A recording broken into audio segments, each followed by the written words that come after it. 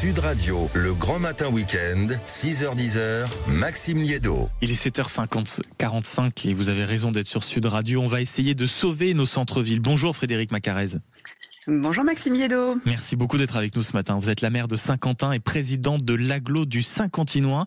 Et c'est ce rapport choc publié il y a quelques heures qui s'alarme en réalité, de la situation de nos centres-villes, mais qui fait également non seulement un constat sans appel, mais des recommandations audacieuses, précisément pour les sauver.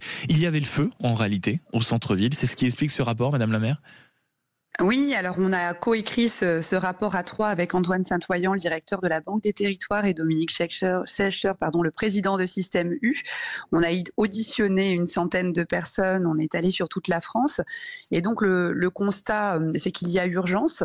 Il y a un chemin pour le commerce de centre-ville. On est profondément optimiste dans le fait que les centres-villes peuvent se transformer.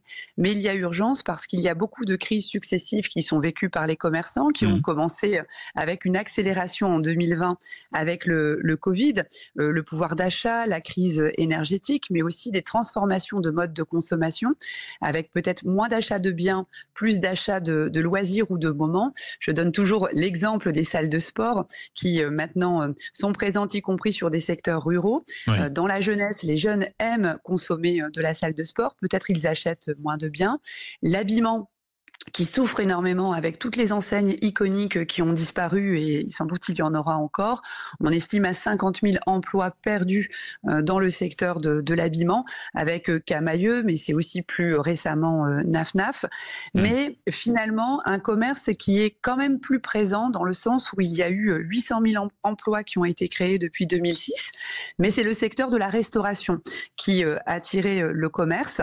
Et dans le même temps, il y a eu beaucoup de mètres carrés supplémentaires et une vacance des locaux commerciaux qui augmente partout, quelle que soit la taille de la ville, à Paris également. Oui, c'est vraiment aussi, un phénomène quel que soit le lieu. Totalement généralisé. Il y a un état des lieux aussi qui ouvre ce rapport, c'est la difficulté de résister à deux tendances de fond. C'est l'essor des centres commerciaux immenses. On prend l'habitude désormais d'aller faire, on va dire, quelques périples le week-end. Et c'est aussi un sujet extrêmement d'actualité, c'est la vente en ligne qui est venue ronger totalement l'activité des centres-villes. Exactement. Nous, ce dont on parle beaucoup, c'est de la concurrence déloyale et de l'inéquité. Il n'est pas normal que des commerçants physiques qui respectent toutes les règles dans les produits qu'ils vendent, et on peut aller consommer en toute sécurité, ne soient pas mieux protégés. Et dans le même temps, eh bien, nous avons des plateformes qui ne payent aucune charge. Donc, il y a vraiment deux sujets très problématiques. Les produits qui entrent dans notre pays et qui ne sont pas aux normes. À l'approche de Noël, on alerte les consommateurs. Attention, les achats de Noël, les achats de jouets sur des plateformes, c'est dangereux. Quand on regarde les contrôles de la répression des fraudes, quand ils ouvrent les colis, c'est vraiment, il y a vraiment de quoi se faire peur. Et puis les commerçants, le gouvernement s'est totalement saisi de ce sujet ces dernières heures. Exactement. Donc le ministre a bougé très fortement cette semaine sur le sujet. Je sais qu'il y a des services qui sont particulièrement compétents, mais qui mériteraient d'être peut-être plus étoffés sur le sujet, puisque je crois qu'il y a par exemple 70 avions toutes les nuits qui arrivent en France. Donc on se fait totalement inonder par des colis dans un contexte géopolitique qui a accéléré la crise.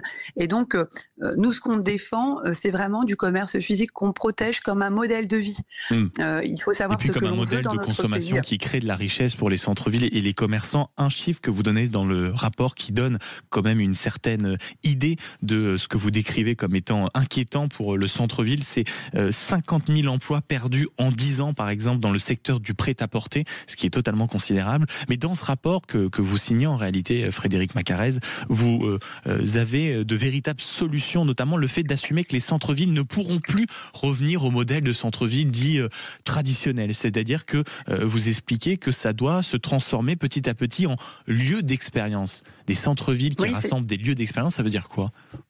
C'est tout à fait ça, c'est-à-dire qu'on viendra en centre-ville pour consommer, pour se retrouver, pour aller consommer de la culture, donc de manière un petit peu différente. Donc là où on avait vraiment du shopping pur, aujourd'hui il y aura plusieurs fonctionnalités dans le futur sur les centres-villes.